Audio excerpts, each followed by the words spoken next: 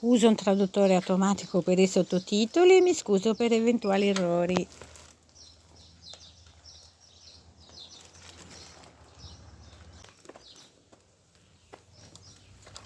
Buongiorno a tutte cari amiche e cari amici da casetta, dalla nostra casetta in campagna. Grazie per essere qui anche oggi insieme a noi. Come avete trascorso questi giorni di festa? In questi giorni io aspettavo un pacco e così non vedevo l'ora di aprirlo e lo aprirò insieme a voi perché sto aspettando dei materiali che mi serviranno per il cucito degli abiti vittoriani.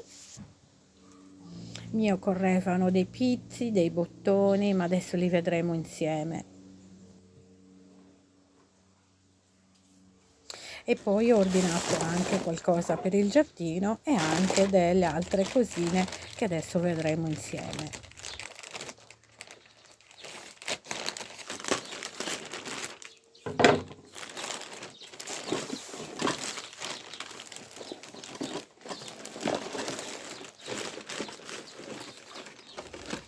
Queste non vedevo l'ora che arrivassero perché decoreranno questa parte di giardino e sono delle lampade a luce solare.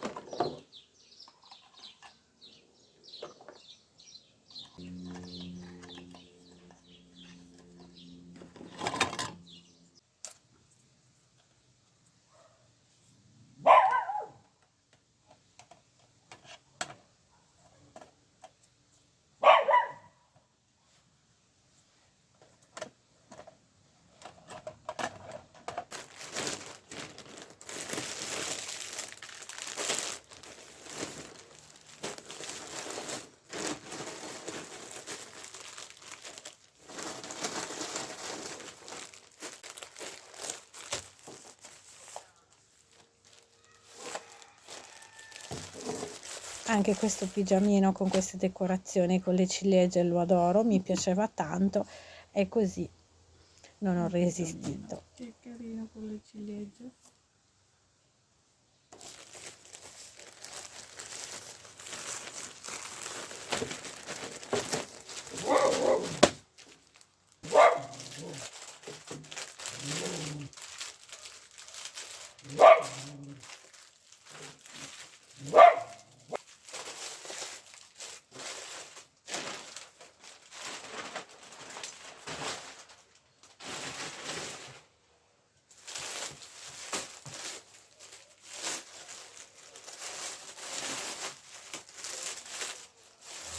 Adesso che ho vuotato la busta, questa striscia di peluche mi occorrerà sempre per una decorazione che dovrò fare all'abito, ma di questo ve lo racconterò passo passo, ecco.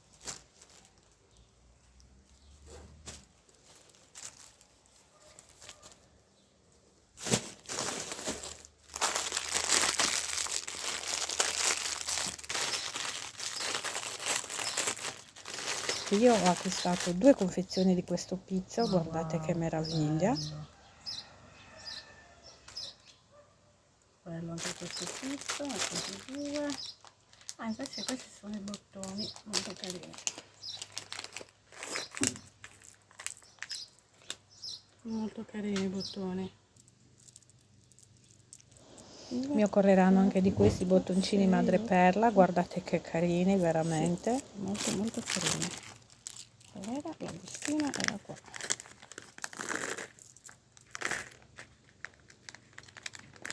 No.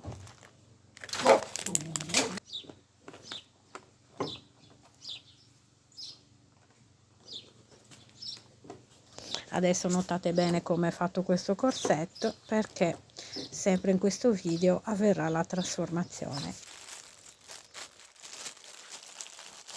E visto che quest'anno saremo 2 principi reali, e ci saranno 2 giornate dove il primo giorno avremo un abito da passeggiata, mentre invece il secondo giorno indosseremo un abito al quale poi indosseremo queste corone. Praticamente sarà lo stesso abito però modificato per 2 occasioni diverse, uno abito da pomeriggio e l'altro abito da sera. Abbiamo scelto queste decorazioni con queste pietre in verde per riportarlo appunto al colore dell'abito.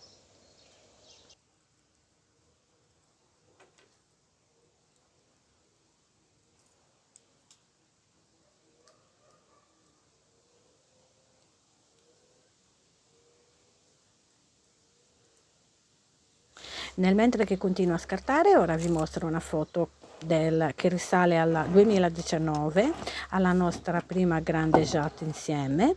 Qui avevamo un abito steampunk e per giunta era anche il nostro primo appuntamento, la nostra prima uscita vestiti con questi abiti dell'epoca.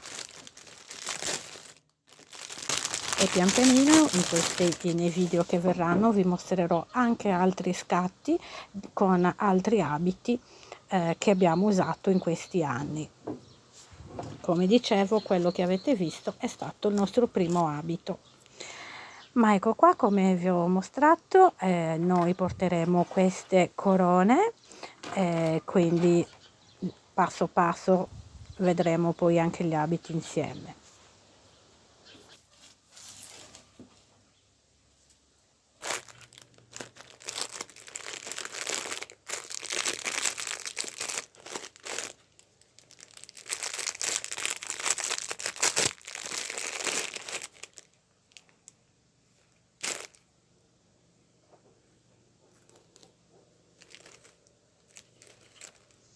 Questo pizzetto, che ho ordinato anche altre volte, lo trovo molto interessante perché lo si può dividere se serve un pizzo più stretto, in alternativa usarlo per intero, ma adesso vi farò vedere come l'ho utilizzato.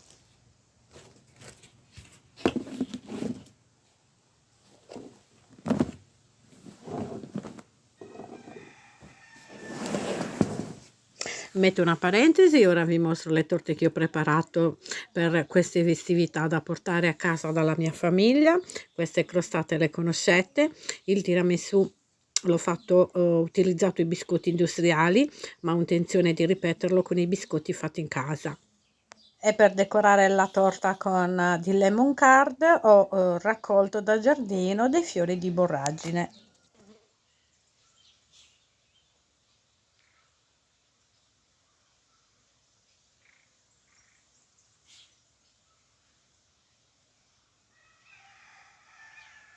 E così, care amiche, finalmente è arrivato il tempo buono e in questi giorni mi sono dedicata alla decorazione di questa zona del giardino finalmente.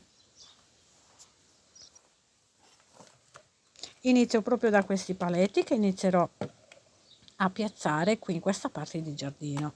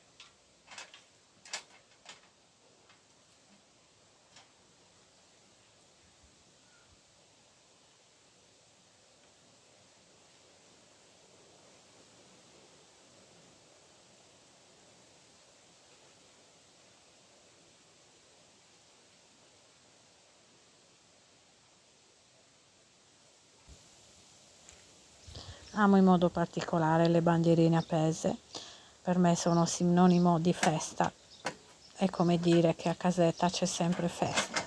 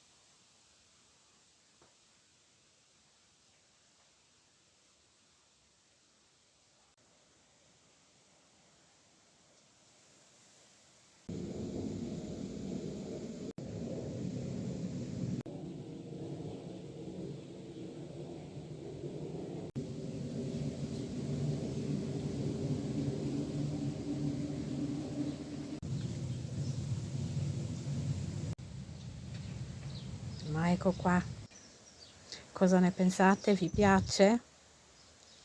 Così decorato il giardino? Dovrò aggiungere ancora alcuni fiori, dovrò fare ancora, però per il momento devo dire che mi piace già tantissimo.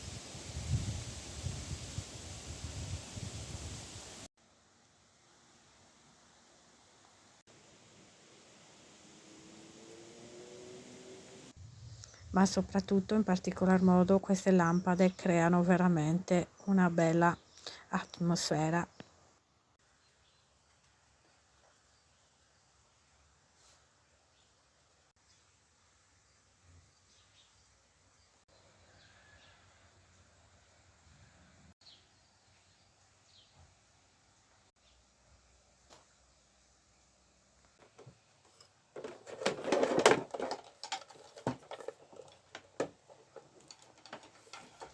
Ma adesso, care amiche, in questo spazio sarà dedicato sempre al cucito degli abiti vittoriani.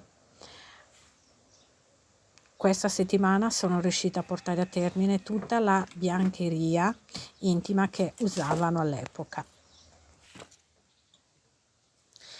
La biancheria usata da una principessa a fine 800 erano la setta, il lino e il cotone. La setta era il massimo del lusso, usata per i capi più pregiati e le occasioni speciali. Il lino tradizionale resistente, apprezzato per la sua freschezza a contatto con la pelle. Perciò persino la nobiltà sceglieva il cotone per la sua traspirabilità e facilità di lavaggio rispetto all'assetto al lino pregiato. Nonostante il costo inferiore, era considerato più igienico per il contatto diretto con la pelle.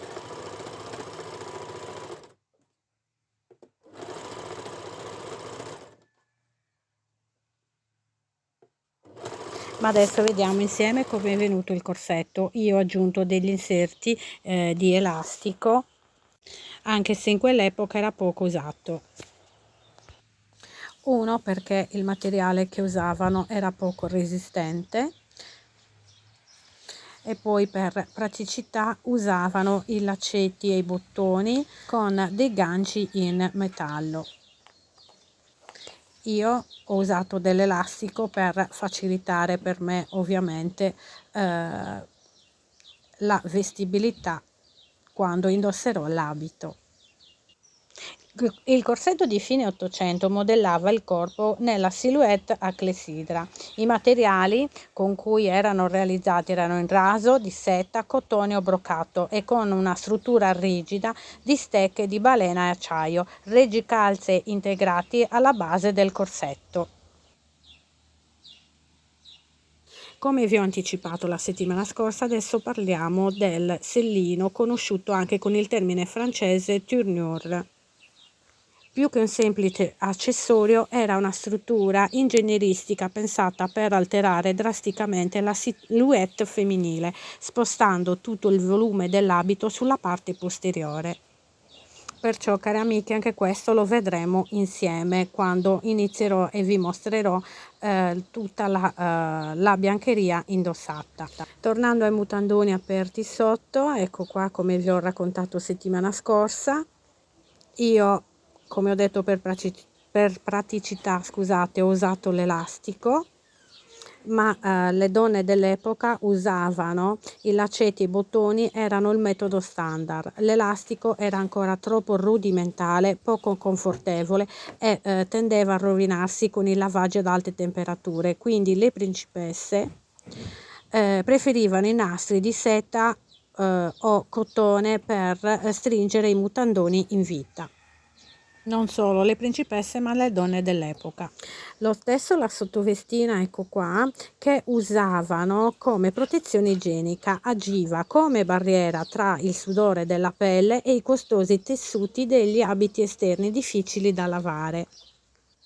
Anche oggi vi ho raccontato un po' di quell'epoca e in questi giorni spero di trovare le calze bianche che così in uno di questi video prossimi vi mostrerò indossati in giusto ordine come portavano questa biancheria.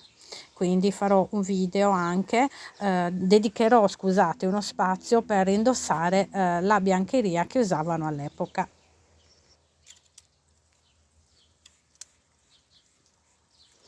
Ma adesso, care amiche, ci spostiamo in cucina e prepariamo una buona torta al limone.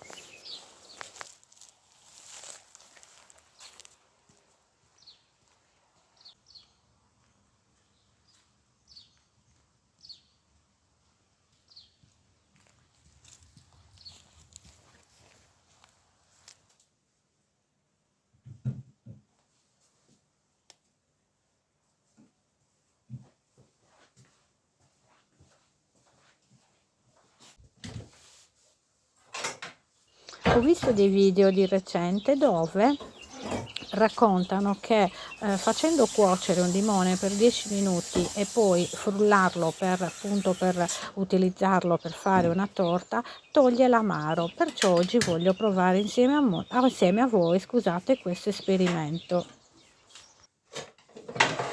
Perciò, come ho detto, ho messo questo limone a bollire in acqua calda per 10 minuti.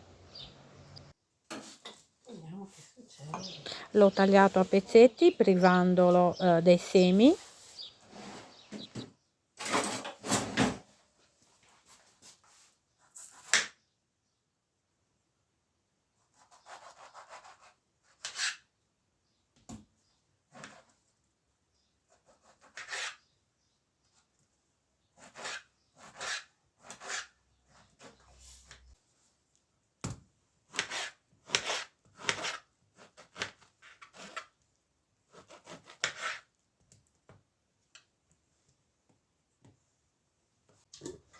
Una volta tagliato a pezzi l'ho buttato dentro il boccale del frullatore con 50 grammi di acqua e ho frullato tutto insieme.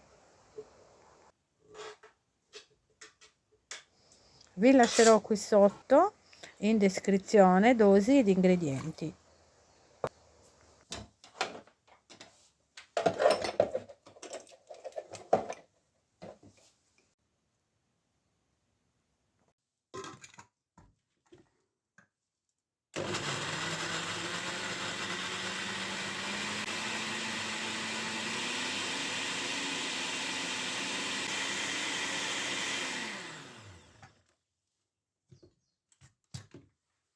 Nel frattempo in un contenitore preparo 130 grammi di zucchero. Volendo, nella ricetta originale ne occorrono 180. A questo punto butto giù 2 uova e lavoro tutto con una frusta a mano.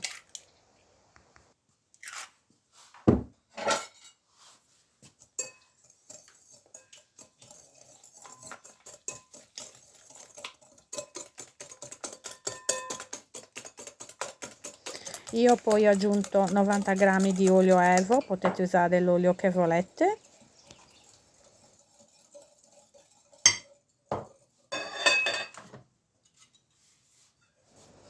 Unisco anche il limone frullato.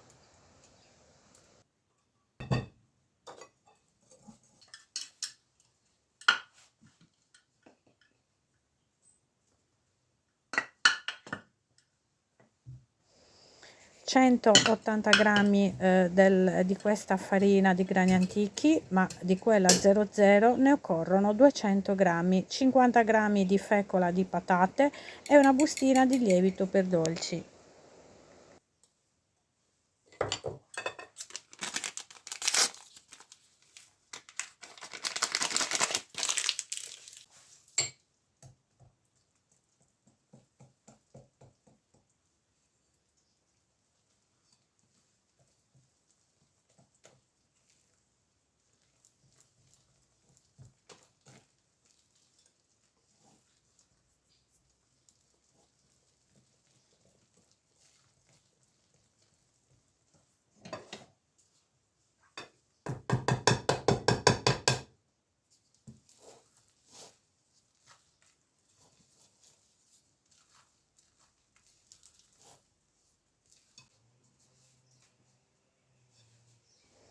E via in forno per 40 minuti circa.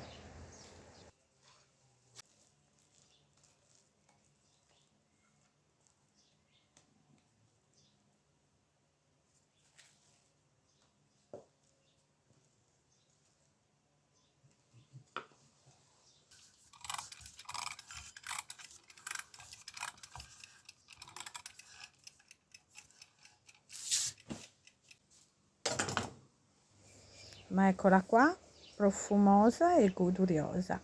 E anche oggi è tutto da casetta, spero che il video vi sia piaciuto, grazie di cuore per le visite gradite qui a casetta nostra, grazie di cuore per tutti i commenti bellissimi che mi scrivete ogni volta, vi abbraccio a tutte forte forte, grazie ancora e ci vediamo venerdì prossimo, ciao ciao! Dimenticavo di dire che la torta non ha un retrogusto amaro del limone, quindi ve la consiglio consiglio di cuocere il limone per almeno 10 minuti. Torta buonissima e goduriosa. Ciao ciao!